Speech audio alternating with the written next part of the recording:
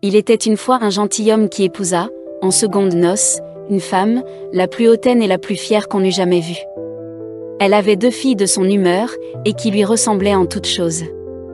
Le mari avait, de son côté, une jeune fille, mais d'une douceur et d'une bonté sans exemple. Elle tenait cela de sa mère, qui était la meilleure personne du monde. Les noces ne furent pas plus tôt faites que la belle-mère fit éclater sa mauvaise humeur. Elle ne put souffrir les bonnes qualités de cette jeune enfant, qui rendait ses filles encore plus haïssables. Elle la chargea des plus viles occupations de la maison. C'était elle qui nettoyait la vaisselle et les montées, qui frottait la chambre de madame et celle de mesdemoiselles ses filles. Elle couchait tout au haut de la maison, dans un grenier, sur une méchante paillasse, pendant que ses sœurs étaient dans des chambres parquetées où elles avaient des lits des plus à la mode. Et des miroirs où elles se voyaient depuis les pieds jusqu'à la tête. La pauvre fille souffrait tout avec patience et n'osait s'en plaindre à son père, qui l'aurait grondée, parce que sa femme le gouvernait entièrement. Lorsqu'elle avait fait son ouvrage, elle s'allait mettre au coin de la cheminée, et s'asseoir dans les cendres, ce qui faisait qu'on l'appelait communément dans le logicule Cendron.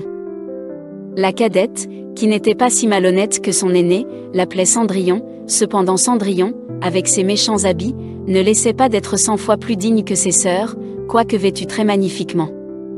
Il arriva que le fils du roi donna un bal et qu'il en pria toutes les personnes de qualité.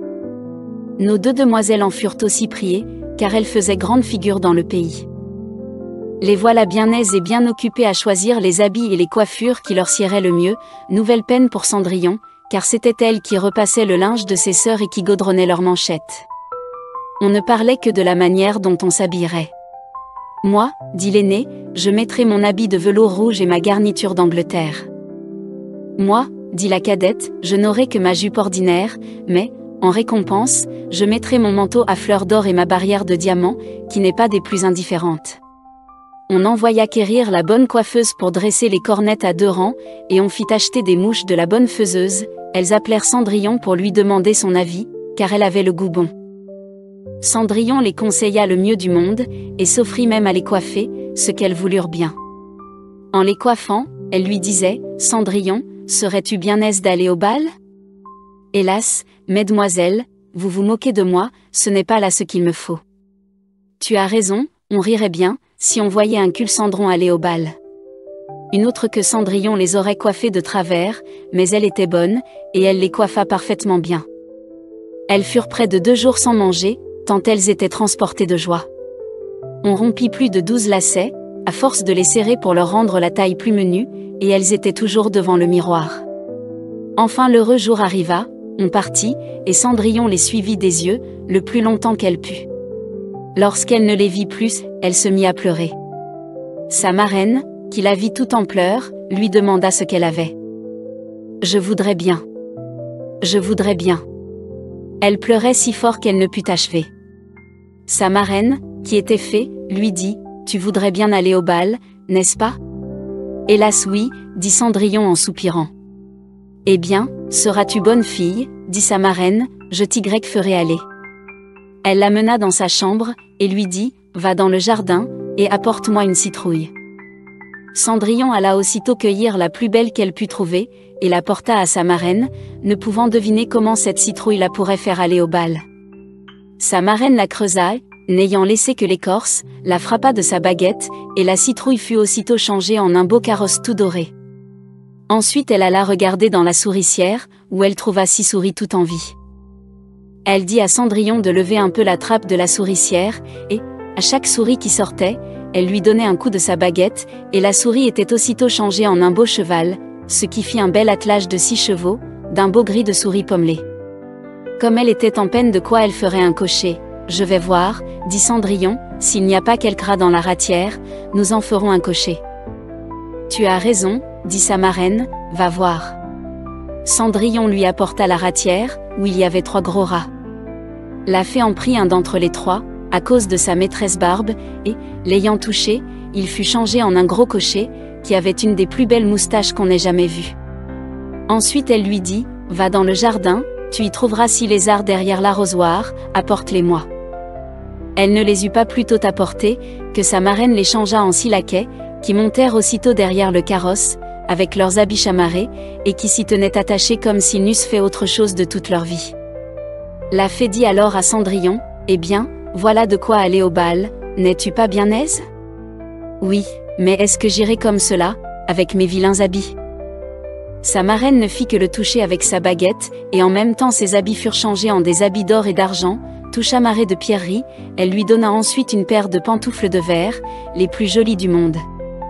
Quand elle fut ainsi parée, elle monta en carrosse, mais sa marraine lui recommanda, sur toute chose, de ne pas passer minuit, l'avertissant que, si elle demeurait au bal un moment davantage, son carrosse redeviendrait citrouille.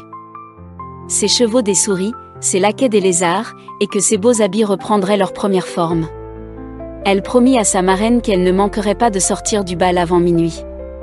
Elle part, ne se sentant pas de joie. Le fils du roi, qu'on alla avertir qu'il venait d'arriver une grande princesse qu'on ne connaissait point, courut la recevoir. Il lui donna la main à la descente du carrosse, et la mena dans la salle où était la compagnie. Il se fit alors un grand silence, on cessa de danser, et les violons ne jouèrent plus, tant on était attentif à contempler cet inconnu. Le roi même, tout vieux qu'il était, ne laissait pas de la regarder, et de dire tout bas à la reine qu'il y avait longtemps qu'il n'avait vu une si aimable personne. Toutes les dames étaient attentives à considérer sa coiffure et ses habits, pour en avoir, dès le lendemain, des semblables. Pourvu qu'il se trouvât des étoffes assez belles, et des ouvriers assez habiles. Le fils du roi la mit à la place la plus honorable, et ensuite la prit pour la mener danser. Elle dansa avec tant de grâce, qu'on l'admira encore davantage. Elle alla s'asseoir auprès de ses sœurs et leur fit mille honnêtetés, elle leur fit part des oranges et des citrons que le prince lui avait donnés, ce qui les étonna fort car elle ne la connaissait point. Lorsqu'elle causait ainsi, Cendrillon entendit sonner 11h03, elle fit aussitôt une grande révérence à la compagnie, et s'en alla le plus vite qu'elle put. Dès qu'elle fut arrivée, elle alla trouver sa marraine, et, après l'avoir remerciée, elle lui dit qu'elle souhaiterait bien aller encore le lendemain au bal. Comme elle était occupée à raconter à sa marraine tout ce qui s'était passé au bal, les deux sœurs heurtèrent à la porte, Cendrillon leur alla ouvrir. « Que vous êtes longtemps à revenir ?» leur dit-elle en bâillant, en se frottant les yeux, et en s'étendant comme si elle n'eût fait que de se réveiller. Elle n'avait cependant pas eu envie de dormir, depuis qu'elle s'était quittée.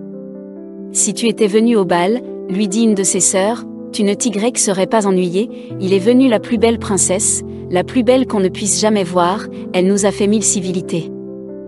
Elle nous a donné des oranges et des citrons. » Cendrillon ne se sentait pas de joie, elle leur demanda le nom de cette princesse, mais elles lui répondirent qu'on ne la connaissait pas, que le fils du roi donnerait toute chose au monde pour savoir qui elle était. Cendrillon sourit et leur dit, « Elle était donc bien belle ? Mon Dieu, que vous êtes heureuse, ne pourrais-je point la voir ? Hélas ! Mademoiselle Javotte, prêtez-moi votre habit jaune que vous mettez tous les jours. » Vraiment, dit Mademoiselle Javotte, je suis de cet avis. Prêtez mon habit à un vilain Cendrillon comme cela. Il faudrait que je fusse bien folle. Cendrillon s'attendait bien à ce refus, et elle en fut bien aise, car elle aurait été grandement embarrassée, si sa sœur eût bien voulu lui prêter son habit. Le lendemain, les deux sœurs furent au bal, et Cendrillon aussi, mais encore plus parée que la première fois. La jeune demoiselle ne s'ennuyait point et oublia ce que sa marraine lui avait recommandé, de sorte qu'elle entendit sonner le premier coup de minuit. Lorsqu'elle ne croyait point qu'il fût encore 11h, elle se leva, et s'enfuit aussi légèrement qu'aurait fait une biche. Le prince la suivit. Elle laissa tomber une de ses pantoufles de verre, que le prince ramassa bien soigneusement. Cendrillon arriva chez elle, bien essoufflée, sans carrosse, sans laquais, et avec ses méchants habits, rien ne lui étant resté de sa magnificence, qu'une de ses petites pantoufles, la pareille de celle qu'elle avait laissée tomber. On demanda aux gardes de la porte du palais s'ils n'avaient point vu sortir une princesse. Ils dirent qu'ils n'avaient vu sortir personne qu'une jeune fille fort mal vêtue, et qui avait plus l'air d'une paysanne que d'une demoiselle. Quand les deux sœurs revinrent du bal, Cendrillon leur demanda si elles s'étaient encore bien diverties, et si la belle dame y avait été. Elles lui dirent que oui, mais qu'elle s'était enfuie, lorsque minuit avait sonné, et si promptement qu'elle avait laissé tomber une de ses petites pantoufles de verre, la plus jolie du monde. Que le fils du roi l'avait ramassée, et qu'assurément il était fort désireux de connaître la personne à qui appartenait la petite pantoufle.